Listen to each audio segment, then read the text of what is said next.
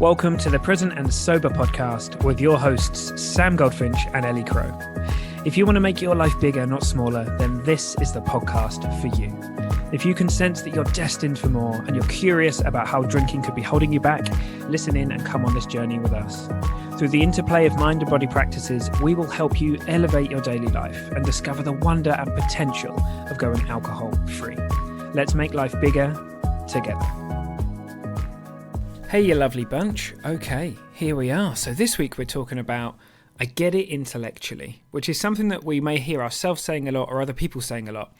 And at its deepest level, I think what we're often saying is, I'm not sure that thing I want to really get, I'm not sure it's landed for me yet. So a really interesting conversation, actually. And we talk about the alcohol-free journey, but this is also kind of directly related to anything, any behaviour, any kind of thing that's happening in our life that we'd like to evolve through or change.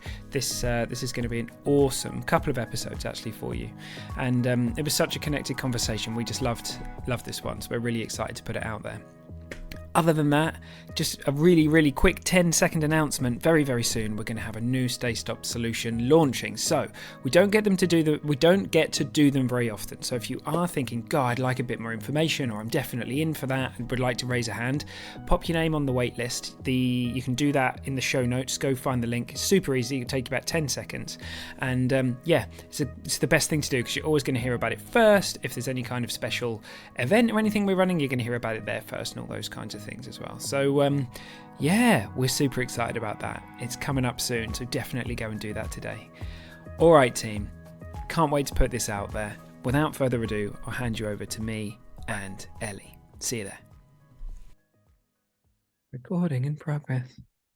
Excuse me, I'm supposed to be introing this. What are you on about? You can't have a go at the Zoom lady. Not Zoom lady. She's okay today. I'm not liking these little app things on the side. That's the thing that's annoying me. Yeah, anyhow, normal service is resumed. I'm back introing the podcast. Mr. Sam's been Mr. Sam's been shelved. That's putting it lightly. I was going to say I've been lambasted back into my box. Is that a thing? Maybe. So we're back. It's January, middle of January. We are thick in the middle of the alcohol experiment, which is great. It's I thought that was very northern of me, wasn't it? It's fantastic. It's just it's always a real pleasure, but it's been just wonderful to see so many people, so many new faces, new people having light bulbs go off, new discoveries, new ideas about what might be possible in their lives. So it's wonderful. It's all kinds of wonderful. And so big hello to our new listeners, people that have found us because of the alcohol experiment. It's wonderful to have you here. And if you haven't already, go and join our little Facebook group. We've got, I shouldn't call it little, should I? How many people are in there? Depends what you're comparing it to. A few thousand people supporting each other. It's great. Yeah. So come and join us in the Facebook group. And we've got some exciting stuff being announced and happening in the Facebook group, so you're not going to want to miss out on that. So part of this conversation today is coming from discussions that are taking place in spaces like the alcohol experiment, and we hear a lot. And this isn't necessarily just with regards to alcohol. So if you are happily alcohol free, this isn't a pass to tune out because it's still highly relevant. But it's this thing that we hear, this phrase that we hear where people say, I get it, or I get it intellectually, but, and the but is sometimes followed by, I'm still doing the thing. I get it intellectually, but I'm still drinking. Somebody that I was talking to recently had this, the same belief that I had around alcohol relaxes me. I said, yeah, but I get it all now. I get how it works and why it doesn't relax me, but I'm still doing the thing. So we wanted to cover that subject in this podcast, and possibly it may be a two-parter. Yeah, it's going to flow into something else, right? Yeah, because we started talking about this and then realised we had a lot, surprise, had a lot to say about it. So, Mr. Sam, you're officially allowed to be brought in now. Thanks, mate. Don't misbehave. I'll get out of my box. Where do you want to start, buddy?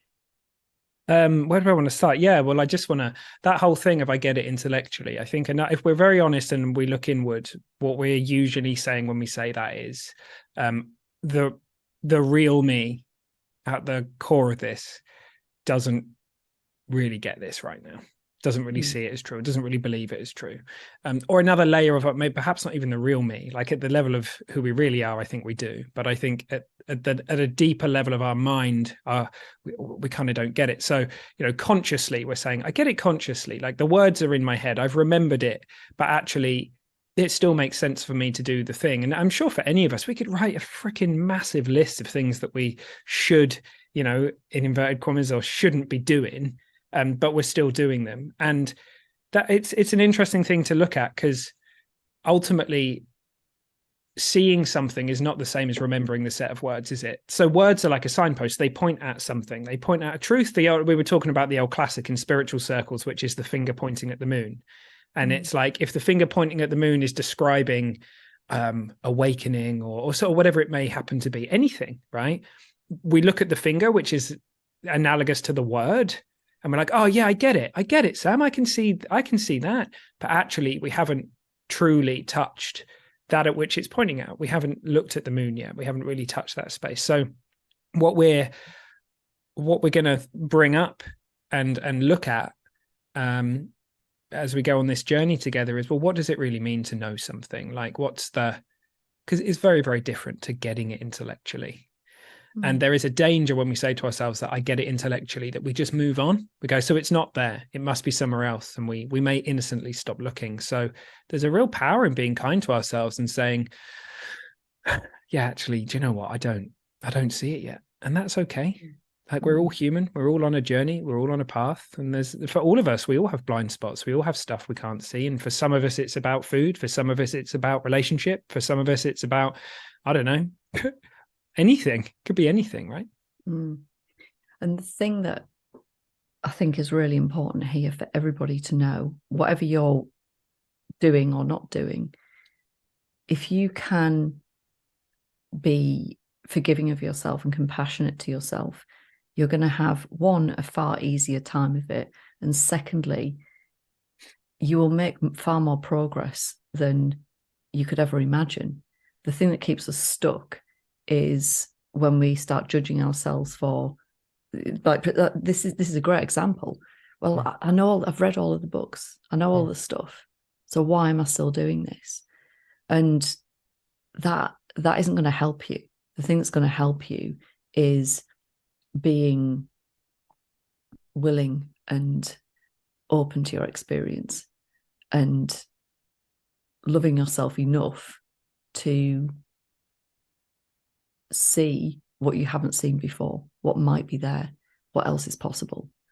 The other thing that I think, oh, sorry, go on. No. Yeah, I can go, or you go, and then I'll no, go on, because I was going to move on to something else. I was going to say, I think it's also about, and we'll loop back round to this, I'm sure, part of that loving ourselves. It's interesting, right? So like we often talk about, the ultimate level of who we really are, consciousness itself, we're not looking at the ultimate truth of that all the time. Sometimes we're looking at the relative truth of our personality, which is not real in the sense of it's no fixed thing. It's something we do rather than something that exists in the traditional sense. And the interesting thing is, what most of us innocently do is we go, my personality is the 5% of the things that I can see, the conscious stuff, the words in my head.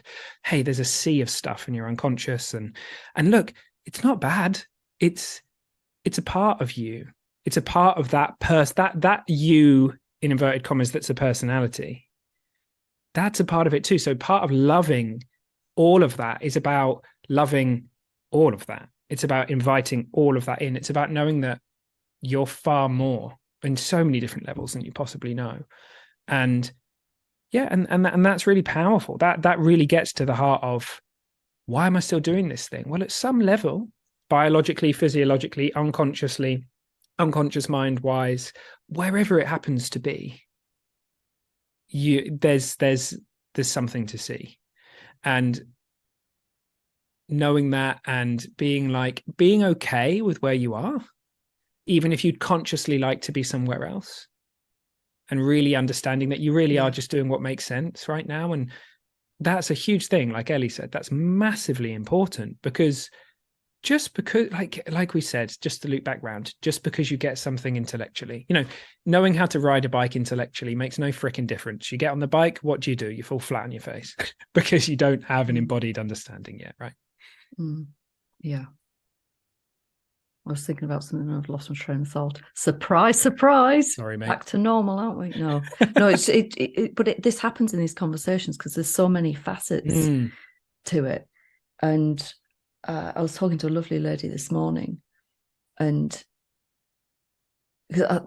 what I was thinking about when you were talking was just how some of these things that we're talking about can seem so elusive or so big or so I don't want to say difficult to understand. Ephemeral, right, is that a word? Yeah, hard to touch. Yes, yeah.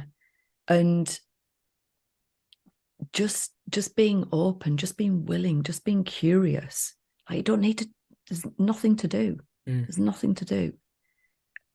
But having that will. This lady I was talking to this morning, it was wonderful because she was just full of what might be possible. And one of the subjects that we were talking about at length was anxiety. And one of the things that I suggested, amongst other things, was just starting to pay attention to the thoughts, the thought stream, the river of thoughts. And as we were in this conversation, she said, wow, like I've just never paid attention to that before. Like, it's all that, as you were saying, that there's the bit that we do see and then all the rest of it. But even the bit that we do see. Oh, yeah. Do we really see it?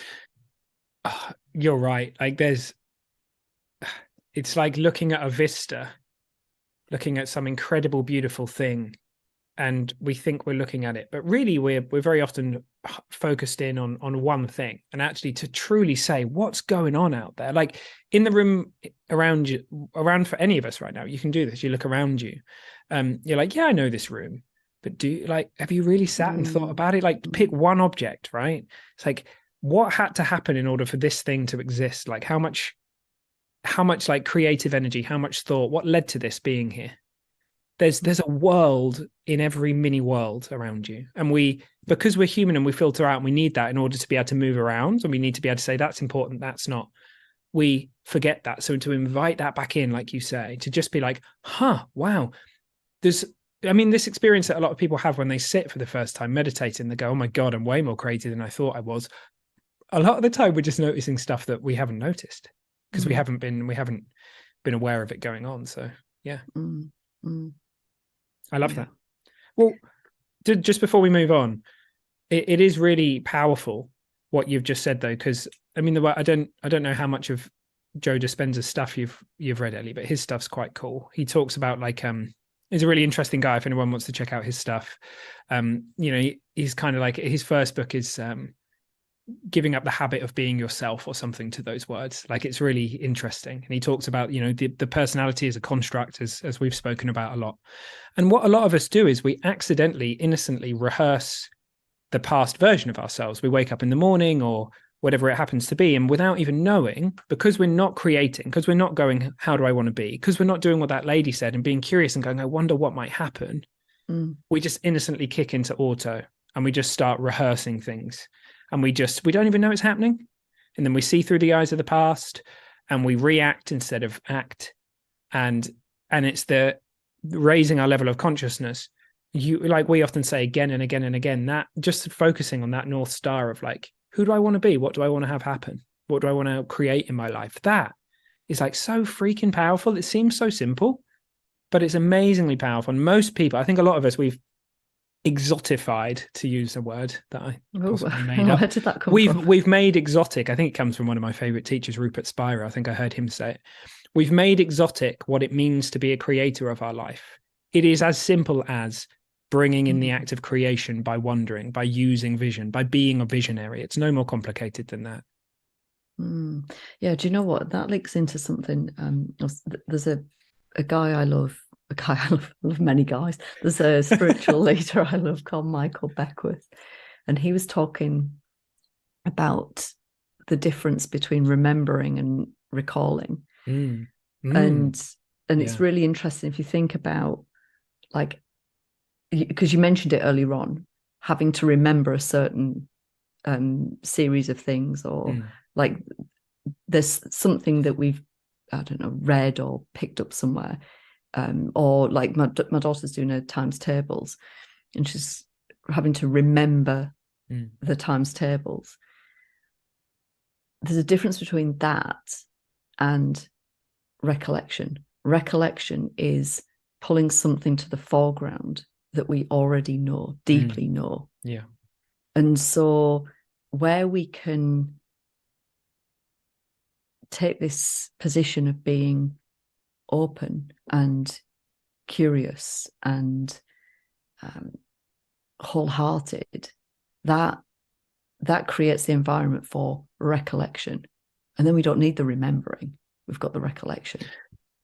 Yeah, like the recollecting of something that's already collected is interesting, right? So, because I was going to ask you a question, I was really interested to see how you thought like what an embodied understanding of something's like, because it seems to me that very often when we may be recollecting or have an embodied understanding of something that it no longer has language. So like at the age of like 2 or 3 or 4, before we even knew what language was, we were creating through insight this incredible internal map of how the world works, and learning to walk and learning to talk, and we had no concepts for that stuff. Like it was, they were flowing through us, and then at some point our ego locked in, and we associated ourselves with our body, and all that stuff was playing out.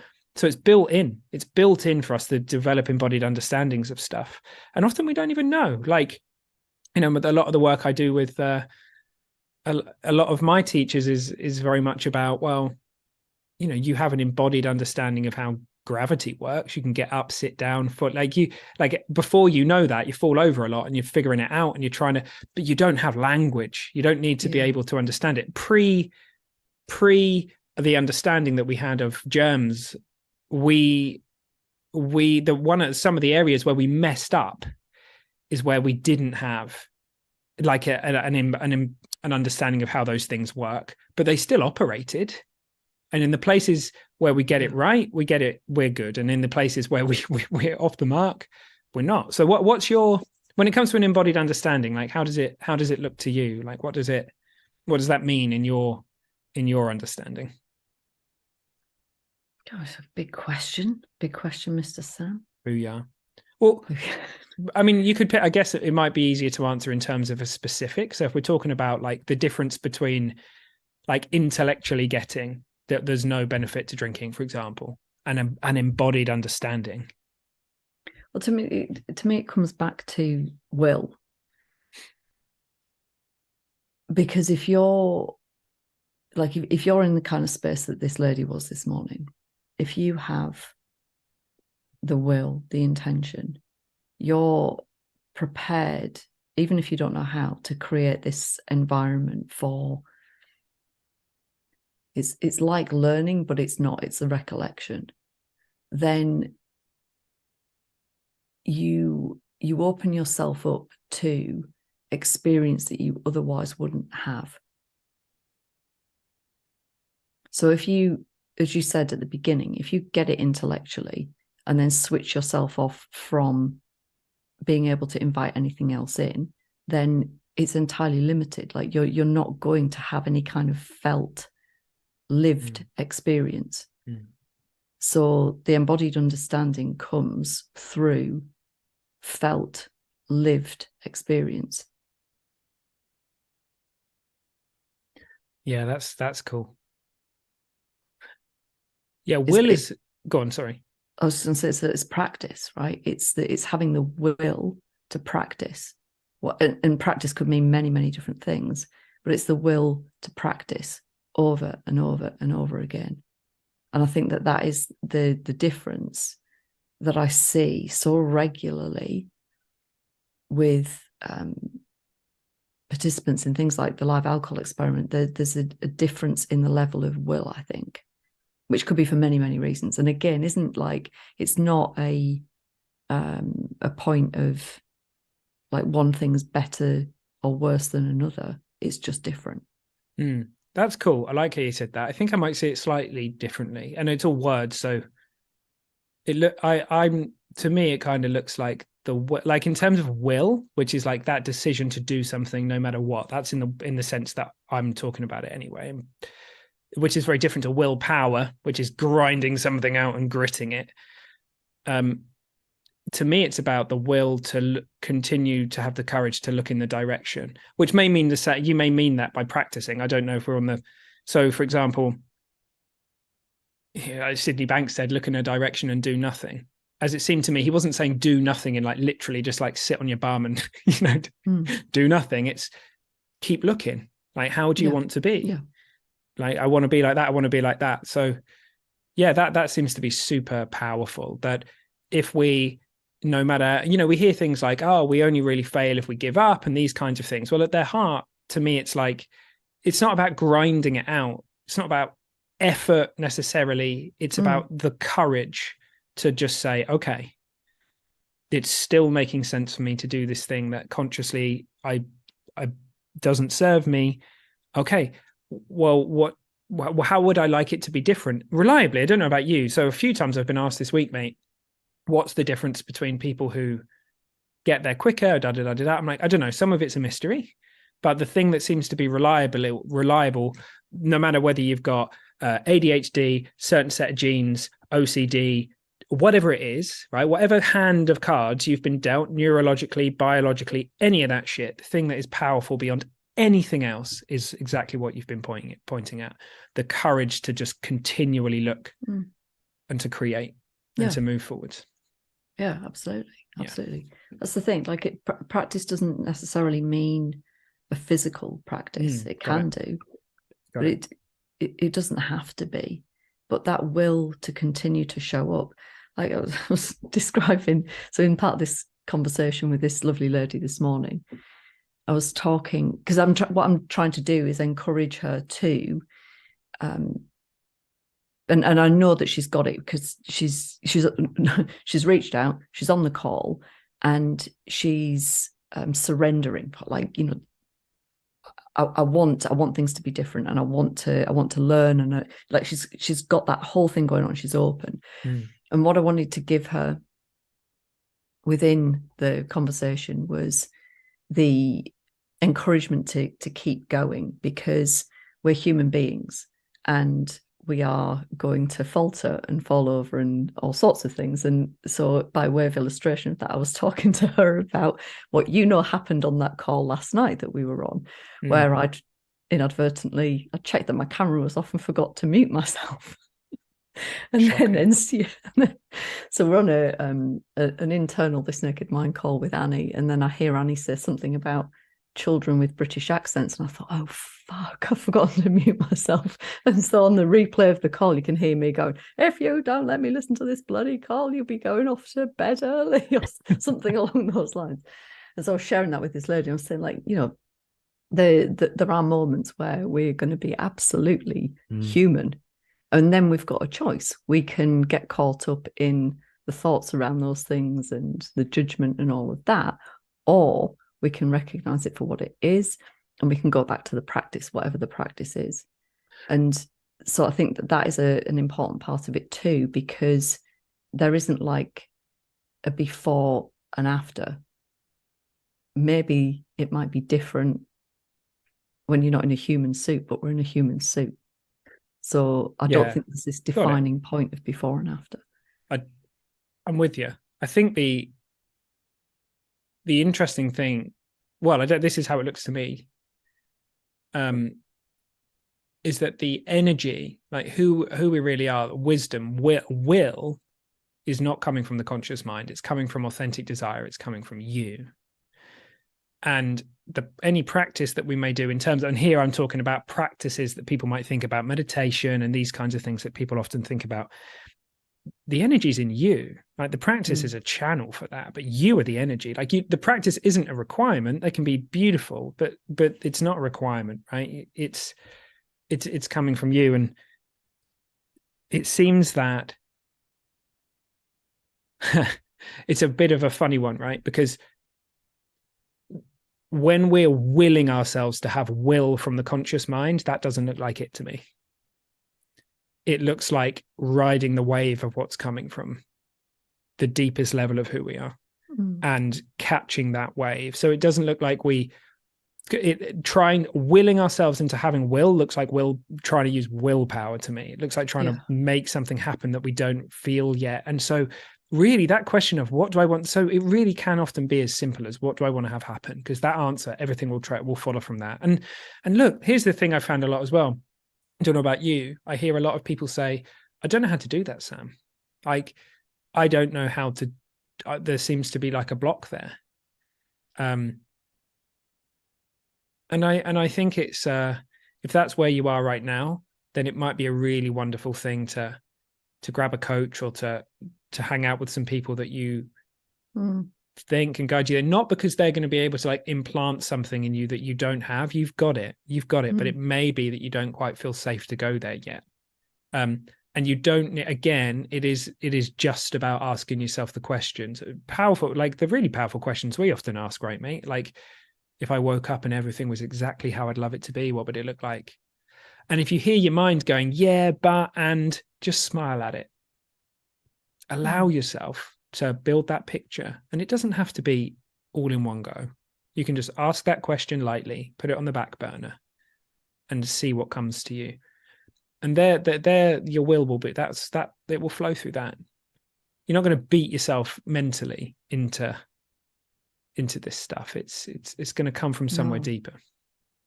No, it's an opening. It's creating that environment. And that's why I think it's so important to recognize the limitations of being human at the same time. Yeah. Because you can so easily get distracted or knocked off your course just because we have a nervous system and we're in these bodies for however long we're in them for. Yeah, that's what's really, I guess it's really interesting. That actually the energy, the will coming from the spiritual part of us and the humanness is literally something that we practice that too. Like we put our same beliefs on every morning. This is innocent, but this is how, and we have the ideas about ourselves and concepts. And actually, in the sense that as we create the personality, it's more like a verb. It's something that we're doing every day. And it's looking in a different way. Like you've said, it's trusting that, yes, and we're going to be like, we're human, right? We're not just going to like dissolve into some kind of soup and, but we can do that. Like it's totally, if we feel like that's happening in meditation and things, awesome. But at some point, right, we need to kind of put ourselves back together and go to work, right? Either literally or however it looks to us. So there's this, we're entirely human and we're animals at some level in terms of the bodysuit that we happen to be but we're not that either. We're not our bodysuit, right? If we take an arm off, we're still there. It's like at what point do we stop being that? We're much greater than that. So that other space where it's all coming from, it's just going to be a feeling. And again, some of the conversation that we're having here, mate, I would imagine that for some people tuning in, it sounds like, oh yeah, I get this intellectually. So if that's happening, if you're like, this is, or another way of saying it that I think is interesting is, oh, that's a nice idea. Yeah. I often say to people, does it sound like a nice idea? Or is that real right now? And look, if things look, I don't know, I spent from the age of 17 until 30, basically, traveling the world, doing all of the cliche shit, like I've said before. And I collected a load of nice ideas. And I got so good at talking about nice ideas that I got brilliant at convincing myself and other people that I knew what the idea was pointing at. And if I'm honest, it wasn't until, recently in terms of my life that I actually really started to realize things became real, in a way that they hadn't before. And then I realized there's no prescription. You don't need to climb a fucking mountain. You can have these things while you're cleaning out your sock drawer, especially if you've got wicked socks. Yeah. And I do. I've got awesome socks. Look at this. It's pretty average sock actually today. So that's an average sock. Yeah, there you go. Well, this has been a bit of a magical mystery tour, hasn't it? Hey, when is it not, eh? When is it not? I did think as you were finishing up there with my sock, with your sock prior to the sock incident, just how